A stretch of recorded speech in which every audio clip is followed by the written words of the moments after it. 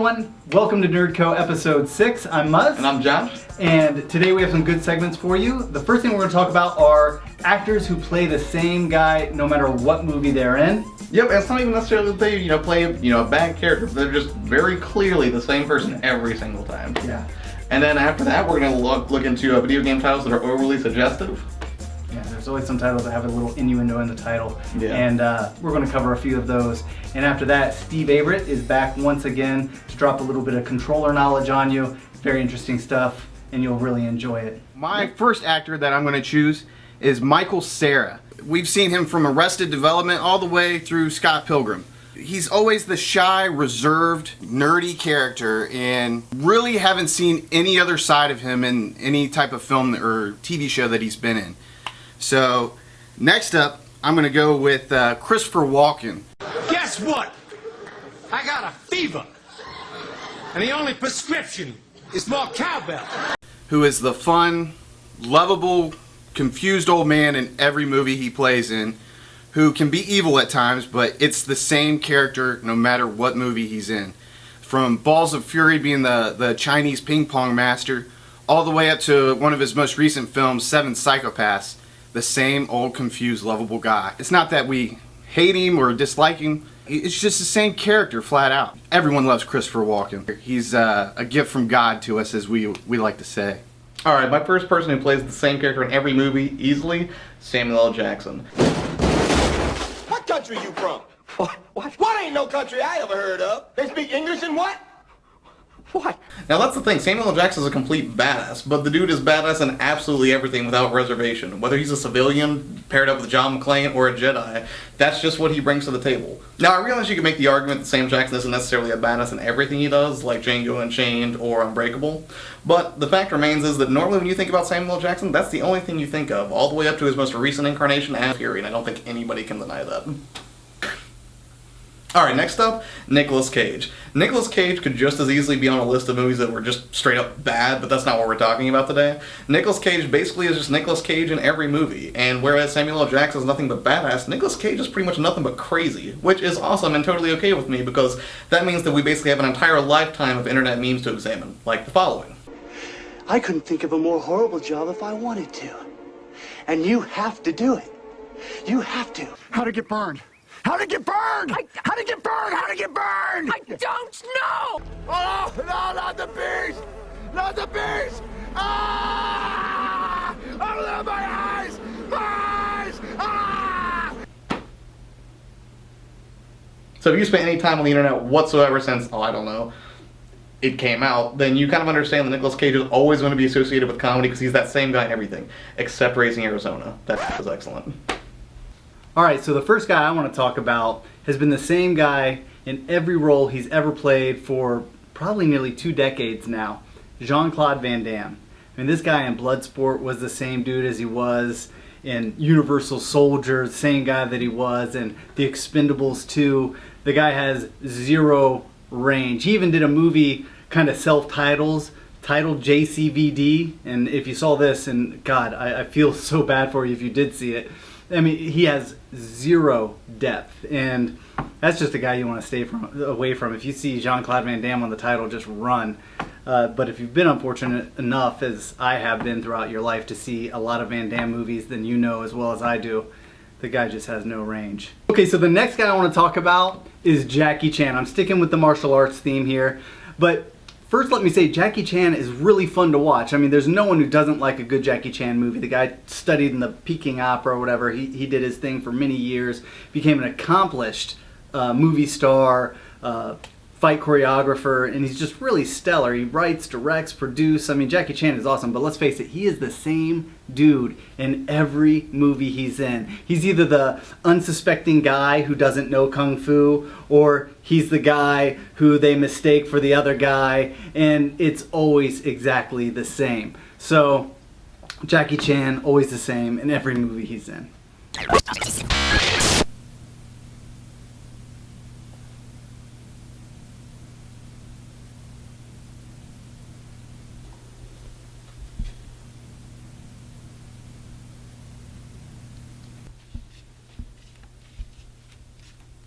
Hi, is there anything I can help you with?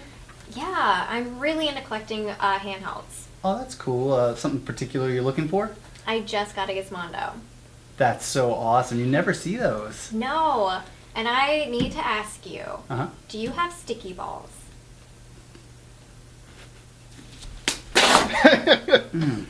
Okay. I probably deserve that. I'm really sorry. You caught me off guard with the whole sticky, thing. So Yeah. let's just pretend that didn't happen. Is there anything else that you need? Yeah, I'll give you that one. Yeah. Semen. Oh, come on. Why does this always happen? Don't even look at me like that, man.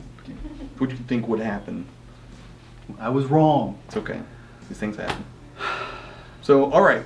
Now I guess we should probably go ahead and go over suggestive video game titles. Yeah. Just those games that have just enough innuendo in them, just enough to make you laugh, just to make you chuckle. You hear them, and they aren't intentionally dirty. No. But because we're a perverse nation, that's what happens. yeah, it's like the first time I ever heard of Neversoft Studios. I've never heard that before. when Nintendo announced the Wii. Yeah, the Wii was an easy one. Everyone had a joke. Yeah. So we picked 3 titles each, and we're just going to talk about them now. Yep, I'll go ahead and kick it off with Wet, which is a little bit of a stretch maybe, but truthfully, like, this game came out a few years ago. It was a pretty decent third-person action game with some parkour stuff thrown in. It wasn't horrible or anything. It's just one of those things that makes you giggle. Yeah, So yeah. yeah. That's my first one. What do you got? I want to start off with a PlayStation 1 game. It's kind of a puzzle game. It's actually really cool, but they called it Irritating Stick. And that it always made me chuckle a little. Yeah. You make that face, Irritating Stick. What were they thinking? But Just hearing that makes me think of that episode of South Park, Carmen's the best joke in the world. Do you like fish sticks? yeah. I won't finish it. No. This is PG-13. Yes. No.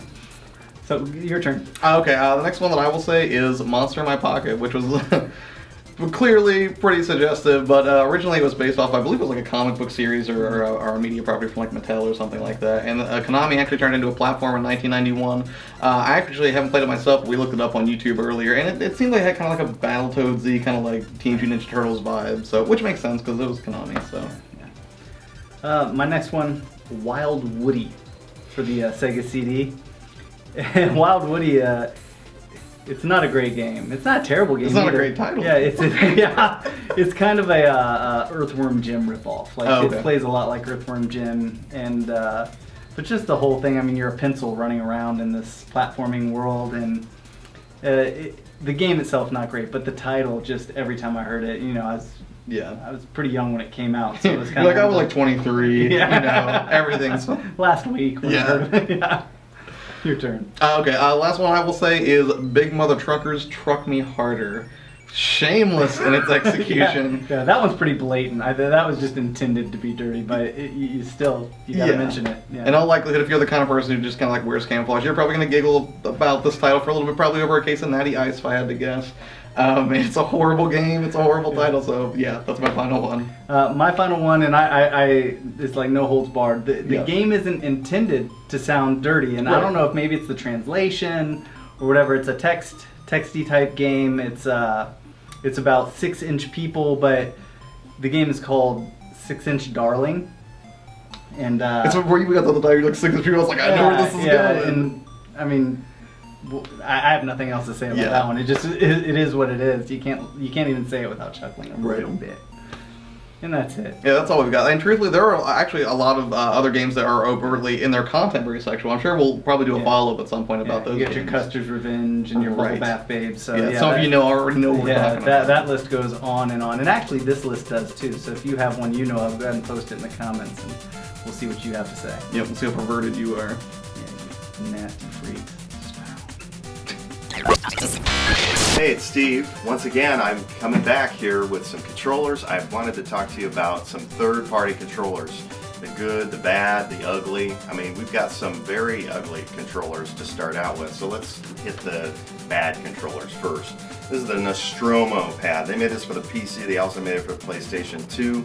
This controller has a handle, okay? Why would they use a handle on a controller? Well, I figure, they wanted to sell it because you could carry it around to your friend's house and you'd have a handle. It's really completely stupid. All right, next we have the Astro Pad. This is a Dreamcast controller extraordinaire. This thing is the biggest monstrosity to ever be in a man's hands, or imagine a child with this. I mean, in a way, it's kind of like a baby toy. I mean, the babies could just like suck on it. It's, anyway, it's just too huge. And what's interesting is the company that makes this, they actually made a keychain that is based on this controller. And who would have thunk? The smallest possible, the biggest possible. All right, now we're on to the Tremors pad. Now this was kind of an interesting concept for the PlayStation 1. You would look at this and say, wow, that might actually work. But in practice, and as soon as you get your thumbs on the rollerball analog, that's not even analog sticks, it's just a roller stick or a roller ball. Your fingers slip off, it's horrible. What would have been a lot better would have been if they had mounted a little bit of something to put your thumb on here, such as what happened with the Sega Saturn pad. This had a wonderful little thumb rest for it. So if they had made this the right way, it could have been a hit. Another one of the newer controllers out is this fighting versus fighting pad that also has that roller, and it's a perfect place for your thumb. Anyway, yeah, this failed, and not a really good controller. Now let's touch on some of the highlights of third-party controllers that were, I would say, awesome. This is the NerdKO Airflow EX for the PlayStation 2. This had fans in the side, so your hands won't get so sweaty playing the video game. It's kind of an innovative, unique idea. You got to plug it into the PlayStation controller port, and you've got this little USB thing, so the fan will work. Anyway, a unique idea, a winner when it comes to third-party controllers. This is an Xbox controller, the Eclipse 2 by Pelican. The neat thing about this one, it's wireless, but it's got these shoulder buttons, which, you know, the Xbox didn't have shoulder buttons. What they did was they took the white and the black buttons, they put it up top. And this is, even before the 360 came out, they had this with the shoulder buttons and the triggers. Pretty innovative. Another extremely innovative controller is made by Radica called the Phoenix Revolution.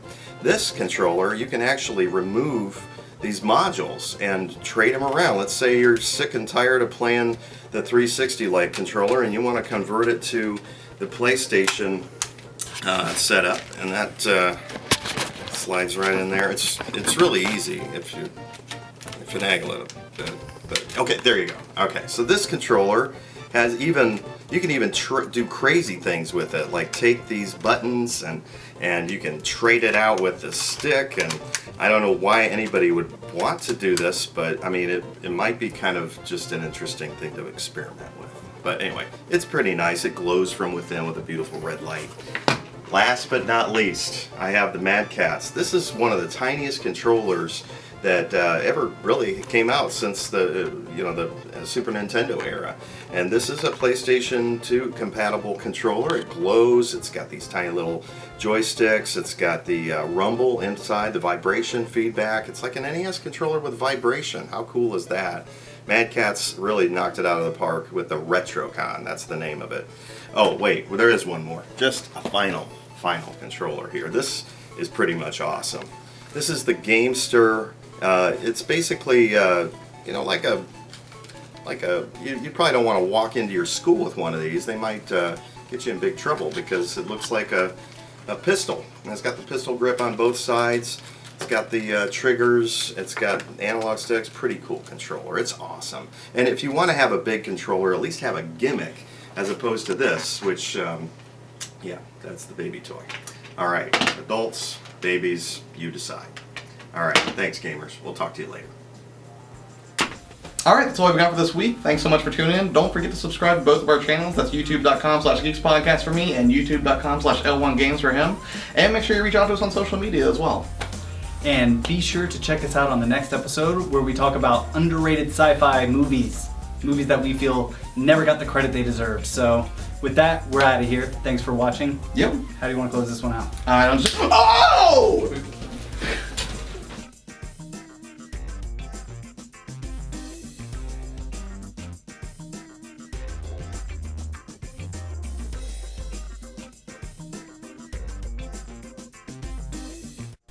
Yep, and then after that, we're going to take a look at games that have overly suggestive titles.